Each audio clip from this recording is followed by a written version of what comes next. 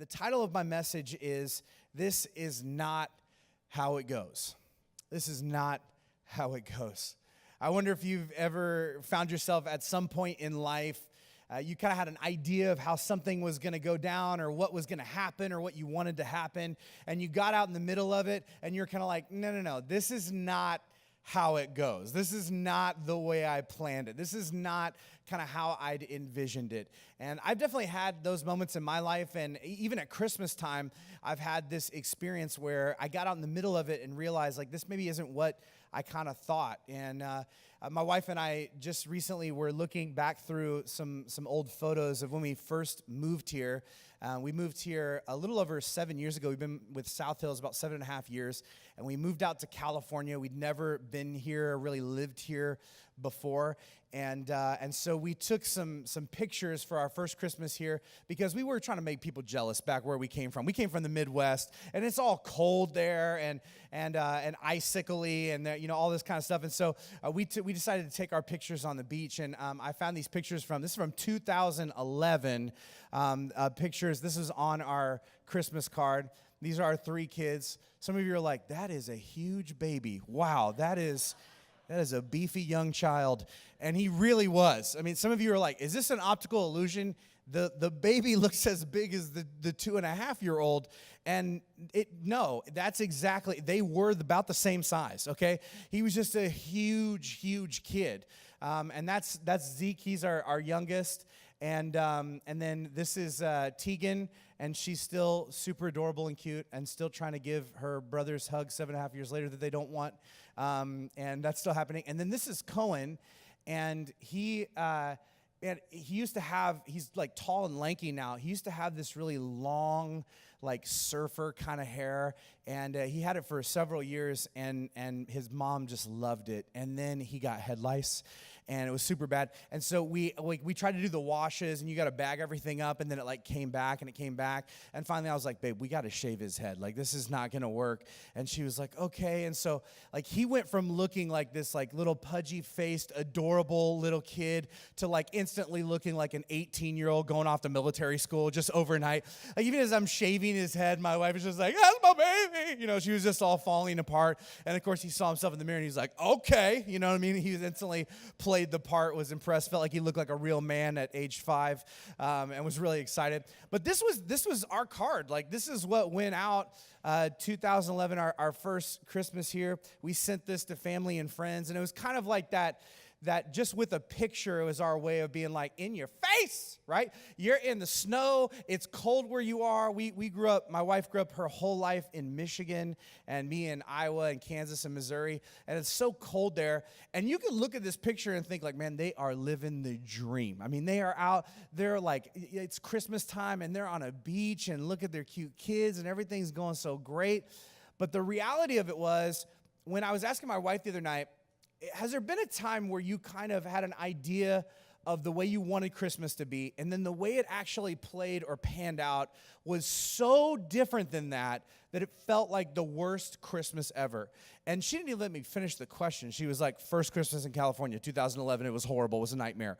And the reason that was so was for a few different reasons. One, we moved out here. We never lived here before. We didn't have any family in the area. We'd only lived here for a couple months, and we had rented this house down on Main Street, actually, and it was like this old craftsman house, and it had these rickety wood floors, and it had this big, beautiful picture window, with a window seat, and my wife put the Christmas tree right in front of it, and it did look very picturesque. The other thing that came with the house, which we didn't know right away, was it was infested with rats. And that was not as exciting, right? Horrible. I mean, so many rats in this house. And we kind of came to that realization around Christmas time, because we were like, why does it look like this one present got eaten a little bit? That's weird, by a pet, but we don't have a pet. And we did. We just didn't know that we had these pets. And we discovered it because my wife, one weekend in December, she comes downstairs. We had a bedroom upstairs, and she comes downstairs, and she's going in to get something to drink or whatever, and she flips on the light, and these little rats scurry around. There's 2 or 3 of them, and she was like, I go, what? She screams, and I come down, what? And she was like, there's some dogs in here. And I'm like, when a rat is so big, you think it's a dog initially. too big, okay? Way too big, right? And so we got these traps, and we set these traps, and my wife was all scared about being in the house. And we discovered later that the only thing worse than like being afraid rats are going to attack you is like the smell of a dead rat trapped in your wall, okay? Which is not the Christmas smell that you dream of, right? It's horrible. And it was constant. It just felt like we could never get on top of the rat problem. I remember watching like the Nutcracker on TV, and the Rat King came on. I was like, I think we know him. You know what I mean? It was like, it was so a part of our life. And it was also the Christmas where, because we were away from our families, they mailed us a bunch of gifts, and the gifts did not get there in time. And so, Christmas morning, you want your kids to come downstairs and like see all the gifts under the tree. And that's not what they saw, because there was just like a couple little presents that we had. Other stuff didn't arrive. And then there was a rat there reading the book we gave them. You know what I mean? It was just like not the experience we were hoping to give them. And then beyond that, Zeke, who's the giant baby here, he was sick for almost the first year of his life. So he was constantly had these rashes. He would stop breathing suddenly. He just would throw up all the time. I remember doing our taxes at the end of the first year we lived here, and being like, did we really go on that many ambulance rides? And we did. We were constantly taking him to the hospital because he'd stopped breathing, or he had a rash, or something happened, and we got scared. And we found out later he was just allergic to everything but love. You know what I mean? And it took him a while to diagnose that. And then on top of that, my sister was the only family member that came out for Christmas, brought with her the bubonic plague. I don't know what she had, but she gave it to not the kids, but just me and Gretchen. And so we got so sick with like flu-like symptoms. And our kids, of course, have all this energy, and they're excited, and we're just dying. I was asking my wife, I'm like, do you have a picture of that first Christmas? And she just texted me a picture of a toilet. And I'm like, babe, that can't show that. That is accurate, though. That's what we were doing. We had these friends came over, and they took our kids to go play at their house on Christmas, so we can just stay home and stay in the bathroom. It was horrible. And I remember at one point knocking on the bathroom door and just being like, you okay in there? Like when someone's been in the bathroom where you're like, we've watched a whole movie. I don't know what's happening in there, and I'm scared for both of us. And my wife just being like, this is not how it goes, And that moment where you're stuck inside of something that is so far from what you thought it was going to be, wanted it to be, hoped it would be, that you're like, no. This is not how it goes. This is not the way it was supposed to be. And it's difficult when we bump up against those moments in our life, like when things are not the way we want them to be. And I think we can find ourselves, thinking that if we could just get things to come together, for this one perfect moment, everything's going to be okay, even though nothing feels like it's okay right now. And we do this all year long, where we put our hope on like maybe trying to get things to work out during this one season or this one moment. But I think during Christmas, we're particularly susceptible to this. We look at kind of all the craziness and the chaos that's encircling our lives, and we think like, you know what? If I could just get my family together, and I could just get the lights on the house just perfect, and we could go to like a beautiful exotic tree farm like at Home Depot, and we could just pick out the perfect tree, and we could get the perfect present for the perfect person in my life. And if I could just somehow manufacture and recreate a fake moment I saw in a Christmas movie with the real people in my life this year, there's going to be so much Christmas magic in that one moment that is going to make this whole horrible year worthwhile, right? And we put so much weight on it. I wonder if you've ever done that. I think a lot of us do, and it kind of works, right? It kind of works like at least a little bit for a while. There are these moments I can think of in my life where maybe things weren't that great, and I caught myself kind of daydreaming about like, it's okay because Christmas is coming. Ooh, and we're going to do this. I'm going to put on my slippers. I'm going to watch The Christmas Story. I'm going to drink some like hot cocoa with some peppermint in it, And like for a moment, you're like, it's going to be okay. It's Christmas.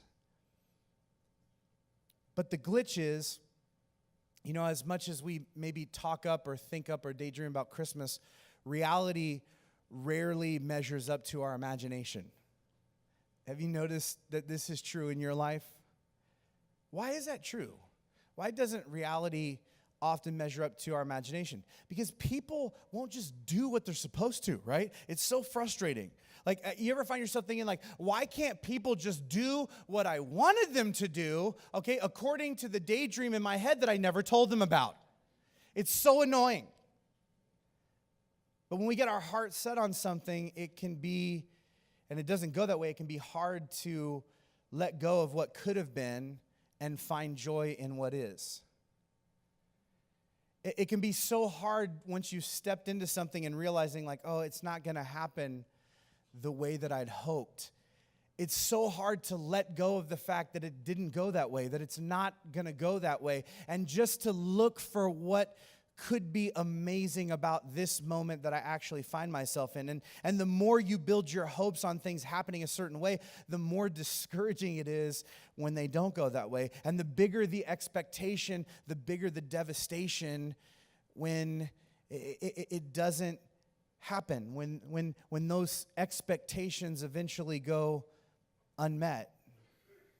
Isn't it weird how, something could not go your way at any point in the year?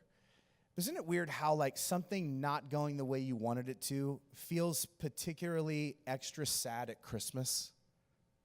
Like, you can not get your way, and things can not go the way you want them to at another time of year, but when it happens at Christmas, you're like, not at Christmas, right? We get so frustrated, like, it feels like Christmas should be off limits to things not happening the way we want them to. And I think part of it is because in our culture, we put so much hope in Christmas, but Christmas isn't always or can't always be what we want it to be. And there's a problem with placing your hope in something that may not pan out the way you want it to, because hope is only as stable as what it's secured to. If your hope is secured to an ideal, which essentially just means a mental picture of the way things ought to be, then, if that ideal gets shaken, then things don't go that way. You end up feeling hopeless. And we do this with lots of things, even outside of Christmas. Like, if you put your hope in a particular political party being in power in the White House or the House of Representatives, that's great for you as long as it works out that way. But what happens when another party takes the White House and somebody else gains the political power? Then you lose your hope and you have a meltdown, usually on Facebook. We can all watch it happen, right?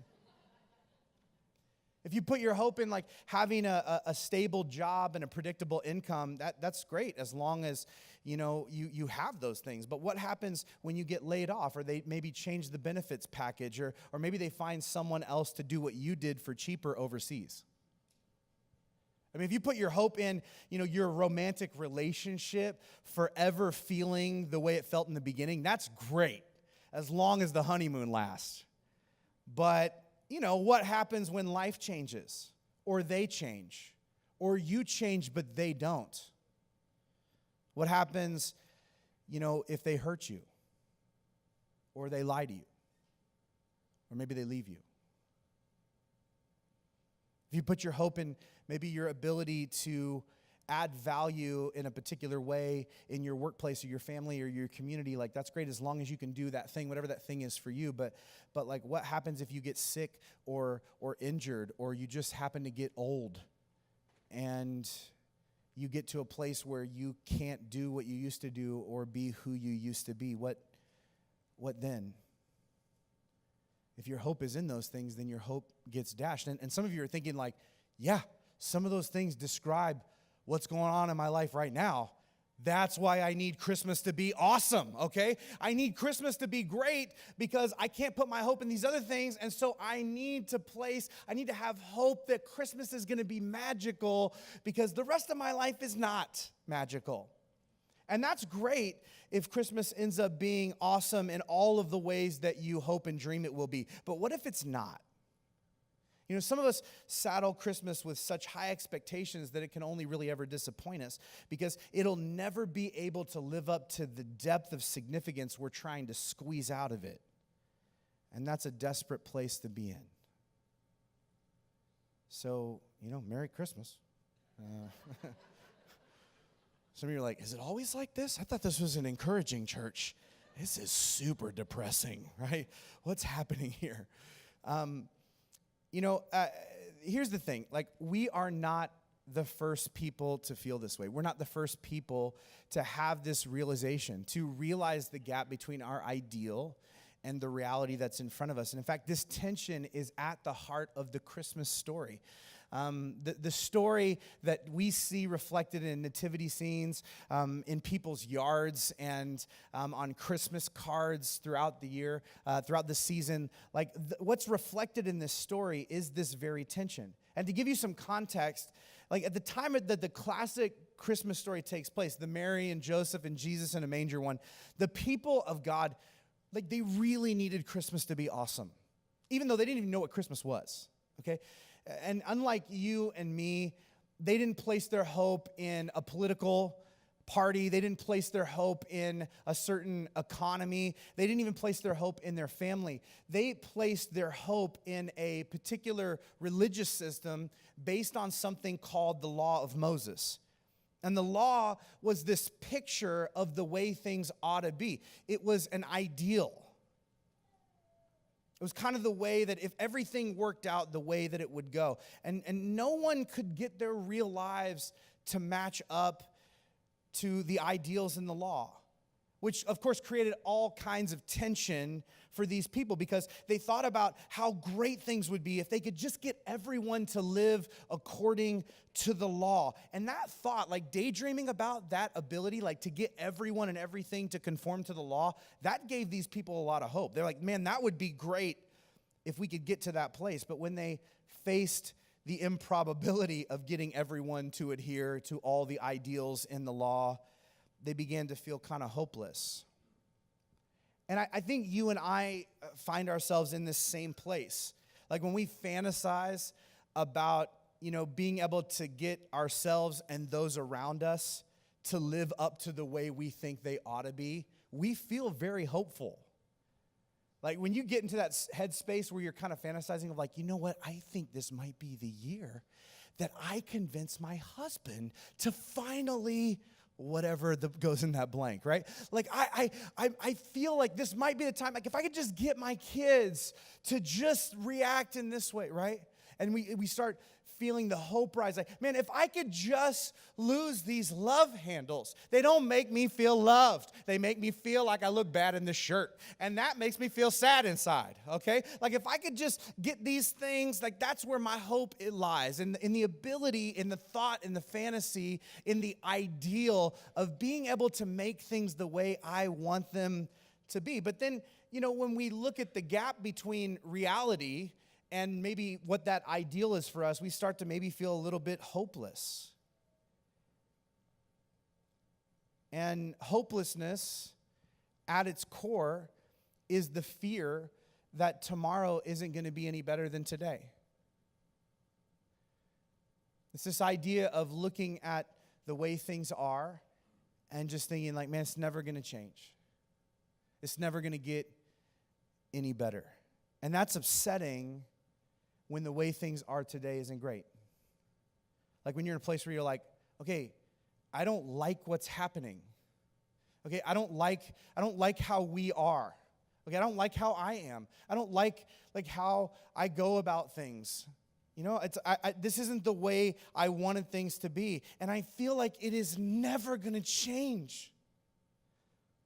I don't want to live this way. I mean, like, if this is all that life is just going at this pace and being this way and doing these things, like, I don't know if that's a life that I want to live. I feel hopeless.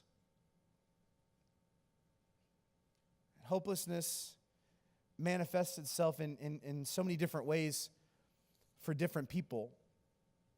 For some of us, hopelessness kind of looks like anger. When we start to feel like maybe things aren't going to work out the way we wanted them to, we get mad. We go into attack mode. We're so frustrated, we start giving it to people, telling them the way it is. People are like, you were kind of a jerk. You're like, I'm just being honest, And you have this sense of like, how come I'm the only one who gets it, And the hopelessness finds its way into our anger. For others of us, we're totally different, right? Hopelessness for us kind of manifests itself in more of like something that looks like depression where we are sad and we sulk and we're like, what is even the point of getting out of bed? And I'm definitely not going to that party. We just sit in the dark and listen to old REM albums, just listening to Everybody Hurts on repeat. People are like, Mom, are you okay? And we just think like, what's the use? Who cares? For some of us, it manifests in the form of addiction, right? Where our response is like, man, this is not working the way I thought. And so I'm just going to eat and drink and be merry. And so we find ourselves like kind of leaning into these things or substances or behaviors that we think are going to kind of spike our happiness for a moment because, man, we don't have hope for a lot else. And so we just, our life just ends up kind of being enslaved to these things. Our whole life is just Netflixing and chilling all the time. This just doesn't amount to much. And it's really a result of like, if I can't control what I want to control, I'll just control this. I'll just control putting this into my body. I'll control this time. I'll control this thing. I'll control how this makes me feel. And this happens because we all have our own idea of perfect, but we all have a hard time trying to figure out how to get there, which means that we all end up wrestling with the question, how do I make things the way I need them to be in order to be happy? You ever thought about this before? Maybe even subconsciously, like, I don't like the way it is. How do I make things the way I need them to be in order to be happy, right? And anytime we think we stumbled onto the path of like how I'm going to be able to take control and make things how I want them to be, we start to feel hopeful. Like, oh, if I do this and I say that and I move this and I like organize it this way, then that'll be perfect. And that makes me feel good. And these people at this time, in the time of Jesus, believed that the law of Moses was that path for them. That if they could get themselves and others to live up to that ideal, which they knew was the right one, right? Because it was God's idea, then they'd have a sense of hope and happiness, the one they longed for. Which brings us to this observation made by one of the writers of the New Testament, Hebrews chapter 7, verse 19. And this is a people who feel hopeless at times, but place all of their hope in the law and obeying the law and getting other people to obey the law. They're trusting that that is going to make them and life perfect. And this is the observation. Hebrews chapter 7, verse 19. The law never made anything perfect. What a confrontational thought. I can just picture all the people being like, oh, just sad in that moment. Like, the law is going to make everything perfect. And then we got a word from God for you. And it's this: the law never made anything perfect. Huh? Right? What panic these people must be feeling. But there's another sentence here which says, but now we have confidence in a better hope. And the realization that these people are experiencing, hearing this for the first time in Jesus' day, is like, wait, so forcing everyone and everything to be the way I want it to be, even beyond that, forcing everyone and everything to be the way I think God wants it to be, you're telling me that even that won't make me happy? Wow. But there's hope that something else can. Then what is it? Here's Jesus talking about the same idea. John chapter 5, verse 39, he says, you search the scriptures, which is another name for the law, right? You search the scriptures because you think they're going to give you eternal life, but the scriptures point to me. Yet you refuse to come to me to receive this life.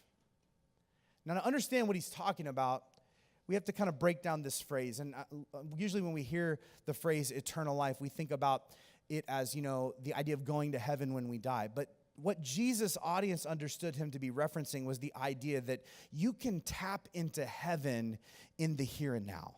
Like, you can experience hope and happiness in this life. Like, even when things don't go your way. Like, even when things don't pan out the way that you wanted them to. Even when your ideals and reality don't match up at all whatsoever. That you don't have to wait till you die to tap into heaven, that you can in the here and now.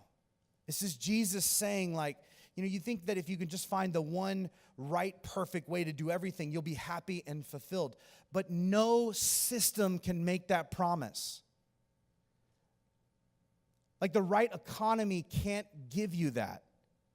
The right political system isn't going to be able to give you that. The right person treating you the right, perfect way isn't going to be able to give you that. Even following all of the right religious rules is not going to be able to give you that. All of those things aren't worthy of your hope. But if you're paying attention, they're pointing beyond themselves to something that is, if you're awake enough to see it. The Apostle Paul, who is the writer of most of the New Testament, says it this way. He says in Romans chapter 3, verse 20, he says, no one can ever be right with God by doing what the law commands. The law simply shows us how sinful we are. Now I get, like, some of you may be thinking, like, what does being right with God have to do with it? I mean, like, I know you care about it because you're like a Christian pastor or whatever, but like real world, okay? Like, what is that? I mean, I'm not trying to be right with God. Like, I'm trying to get my wife to treat me a certain way. I'm trying to get my kids to actually listen to me once in a while. I'm just trying to get my boss to see things from my perspective. Like, I just want things to be right. And in all reality, that's what God is. God is ultimate rightness. He's perfection. God is truth. God is the way things are meant to be. Like, we're all striving to be right or righteous or perfect. We're all striving to find this unlimited sense of joy in some way, shape, or form. Like, whether we know it or not, what we're longing for is to be right with God. And we all have some sort of blueprint that we think is going to get us there. And for these people, it was the law. But the law, it was their pathway to perfection. But much like whatever blueprint you have, theirs didn't make them more perfect. It just revealed how imperfect they and everyone around them really was. And maybe you've realized this about some of your ideals. Like, it's great because it gives you something to aim at and something to steer towards. But if you start believing that if you could get to that thing, everything would be perfect and you could finally be happy, you will always be unhappy. Because what ends up happening is that ideal that you're shooting for ends up being this unrealistic standard that can never fully be met. And so instead of it being the thing that actually helps you obtain perfection, it just becomes this measuring stick that continues to remind you how imperfect you are, which oftentimes it converts itself into self-hatred. Or maybe it reminds you of how imperfect all the people around you are and how they're never going to measure up, and that makes you angry or frustrated at them. And that's what it's doing to these people at this time in history. It says in verse 21 as it continues on, but now God has shown us a way to be made right with him without keeping the requirements of the law. So like there's a way to be happy and hopeful and fulfilled without being perfect or getting the people, places, and things around me arranged perfectly. And so what is it? He says this, we are made right with God by placing our faith in Jesus Christ. And this is true of everyone who believes, no matter who we are. In other words, and I hope you hear this morning, life isn't about me making things the way I want them to be in order to be happy. It's not about me being perfect, but believing that God is perfect enough for us all. It's about trusting that God can and will leverage everything in my life, including the things I didn't want for my growth. And what that points to is really what the Christmas story is getting at. The truth that building your hope on anything but Jesus will always eventually leave you hopeless. Building your hope on anything but Jesus will eventually leave you hopeless. And you already know that. You already know it because you've had moments in your life where you put your hope on, like, I finally met the perfect person. And man, they're perfect for me, and everything's gonna be great from here on out. And then it turns out they're just like everyone else, human. And so they let you down sometimes. They don't do everything the way you thought they were going to do it. They don't always do things. They don't always think like you or react like you, and that becomes frustrating. Or maybe you get your hope up because you're like, man, you know what? I got this job, and this is finally going to make me feel like I want to feel, and I got my hope in this company, in this organization. And then it turns out that when you go there, they still make you work. So frustrating, right? And like, man, it's not perfect behind the scenes in every possible way. And when you go there to work at this great place, you still have to work with people, and sometimes people rub you the wrong way, and it's imperfect and it's frustrating. It's not the ideal that you had. You start to feel kind of disillusioned, a little bit hopeless. Or maybe you see a politician that you think really has some great ideas, and if we could just get them elected, if we just get them into office, and we find them, climb the ladder, they get in the place, and then we realize like, oh, they make mistakes too, and they can't always get things done, and they have to work with other people, and like, actually this other thing came out about their life. And we realize that like everything else that we put our hope in eventually leaves us hopeless because it's imperfect. And so how do you live this out? This idea of placing your hope in Jesus, you do it by letting go of trying to force all of life into your ideals and lean into the power of God to help you love the imperfect people, places, and situations you're surrounded with, trusting Him with the big picture moment by moment. And that doesn't mean that you don't try to make your life and the world a better place. But what it does mean is that if the only thing God ever changes is you, it's enough.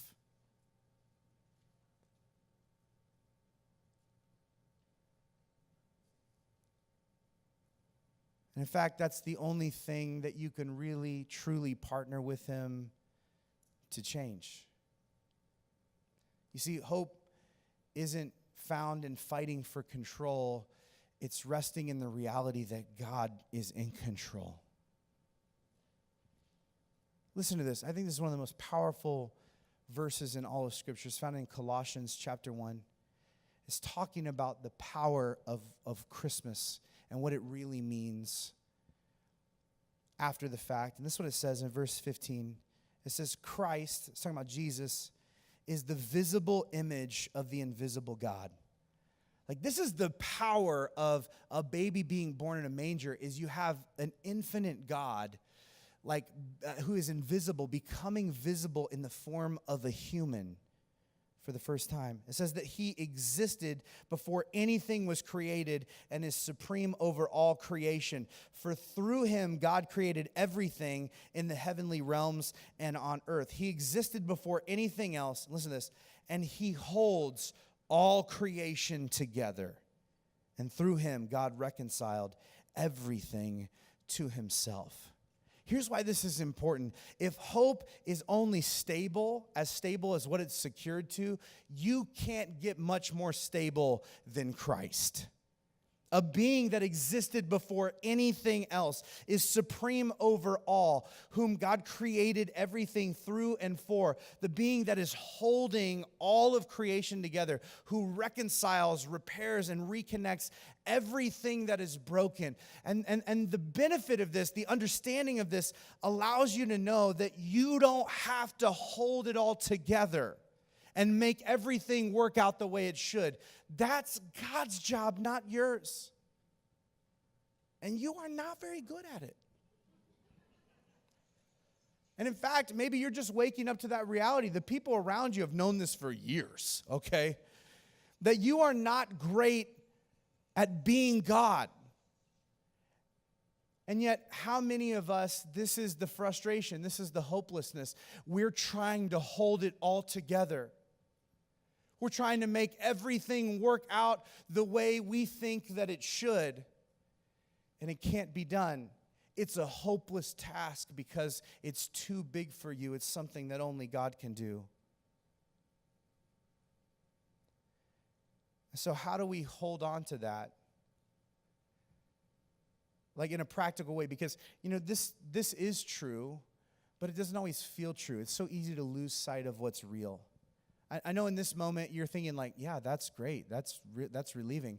But about 3:32 this afternoon, I'm going to have forgotten all this. I'm going to be like, oh my gosh, I got to hold it all together, and I got to make everything work out the way. I mean, this is good. This is like good churchy stuff. But like, what about the real world? Like, because in my family, in my life, like I'm the one who's holding it all together. Like I feel the pressure, right? You're going to need a consistent reminder that you may feel like that's your job, but it's not. And so how do you keep that front and center? I want to give you a prayer to pray, something to practice on a consistent basis, a prayer, a mantra, whatever you want to call it. And I want to encourage you to slow down at incremental times. I would say do it every day this week and pray this prayer. God, I'm thankful I don't need blank to go my way to experience hope and happiness. I trust you to graciously give me whatever I need right now to grow. Think of the power of genuinely surrendering to the truth of this prayer. Like what if you this week, what if you start to get pushed over the edge this holiday season and you are pulling up to a family dinner that you do not want to go to? And you were there and you're just like, your buttons are being pushed and you're like, you let your family go inside and you pull out the note sheet and you just look at this prayer and you genuinely, you take a deep breath and you just pray like, God, I am so thankful that I don't need my mother-in-law to not make mean, snide comments about everything in my life during this dinner. I don't need her to not do that in order to experience hope and happiness. Like, God, I can trust you to graciously give me whatever I need right now to grow. What if you leaned into that and genuinely believed it? What if like at work when, you just filled out the end of year reports and you turned them in, you did them exactly like you were told, and then they get kicked back to you, and they're like, you didn't do it the way we said. And you're like, I did do it the way you said. You didn't and you're so mad.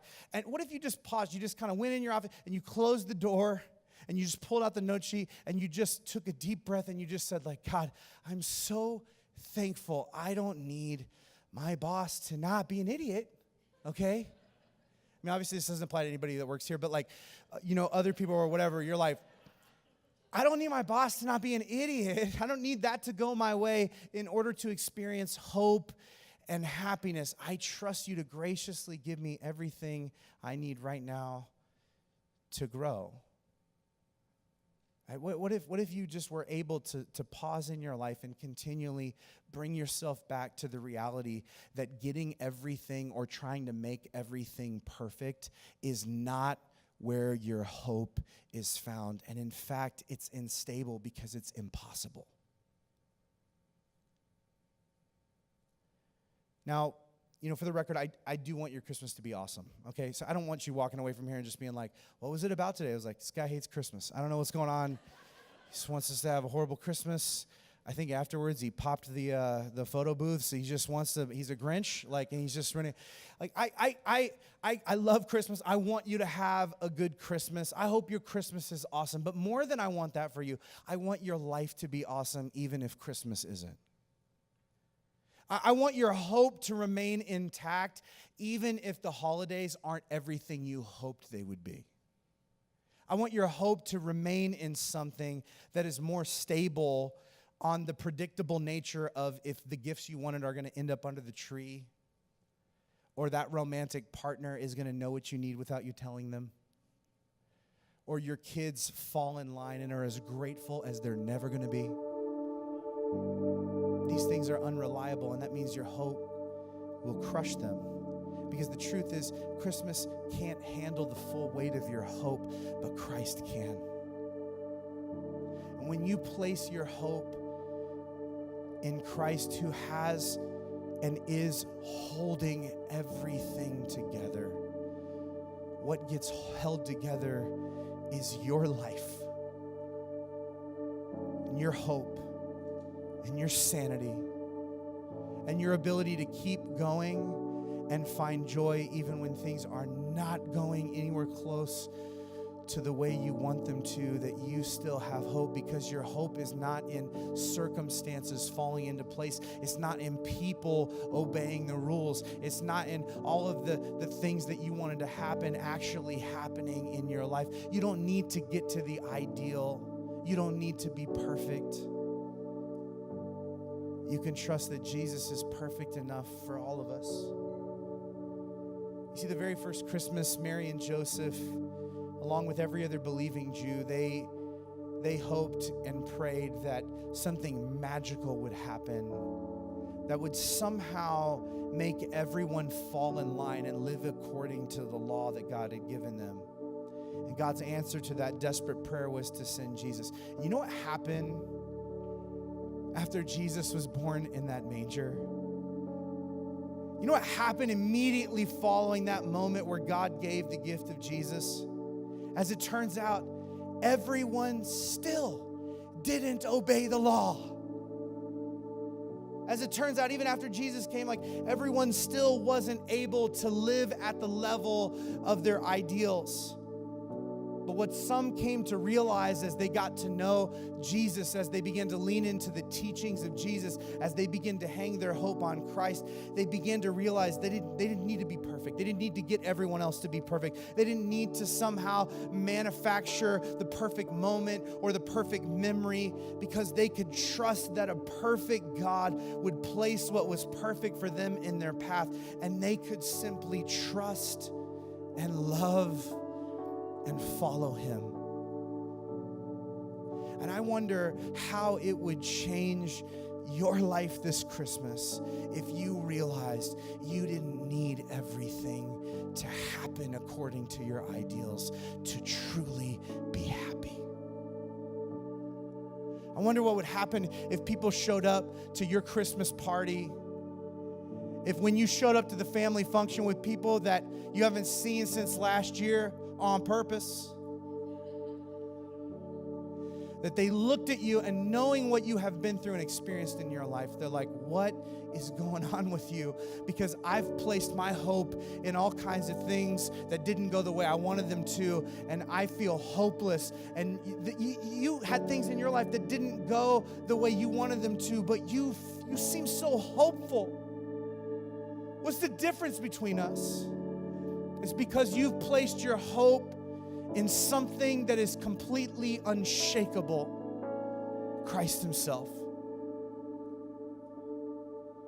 I wonder what would happen in your life if you were able to be hopeful no matter what happened.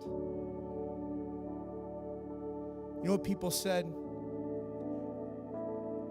When people began explaining that this is what Jesus came on Christmas to do, you know what the people that heard it said? They said, wow, that is some good news.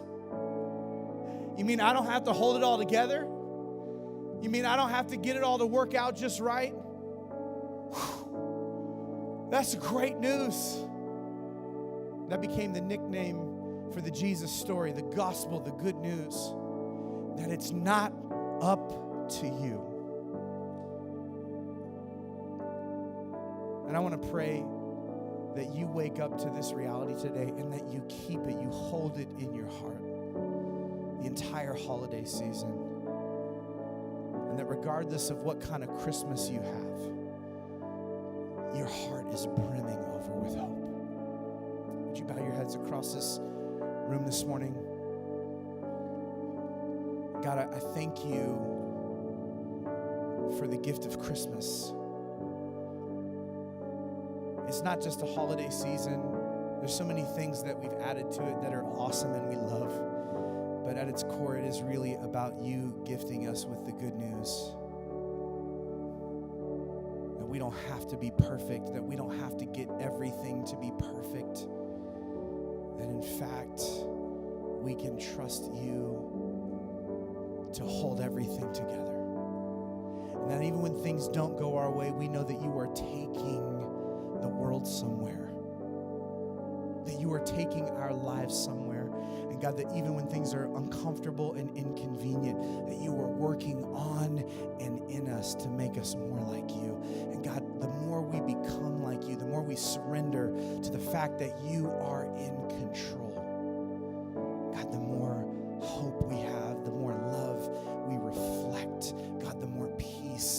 settles down on our hearts and minds, God, the more joy that springs out of us. And God, I pray this Christmas season would be a season that no matter what happens, we have everything our heart is hungry for because we realize we have you. It's in Jesus' name we pray. Amen.